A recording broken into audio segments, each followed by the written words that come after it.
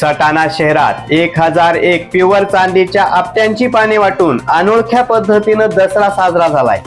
शहरातील दसरा उत्सव यंदा एका आगळा वेगळा संदेश देत साजरा करण्यात आलाय। माजी नगरसेविका भारतीताई सूर्यवंशी व त्यांचे पुत्र भूषण सूर्यवंशी यांच्या माध्यमातून या वर्षी दसऱ्याच्या निमित्ताने 1001 प्युअर चांदीच्या आपट्यांची पाने नागरिकांना वाटण्यात आली आहे।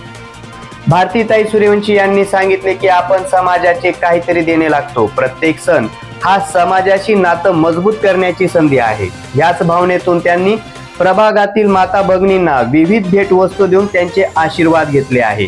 भारतीताई सूर्यवंशी व त्यांचे पुत्र हे नेहमीप्रमाणे ह्या उत्सवाचे सामाजिक रूप जपत नागरिकांशी संवाद साधलाय।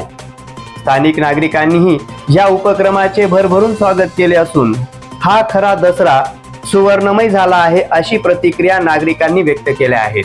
प्रखर न्यूज साठी भैयासाहेब माळी, सटाणा।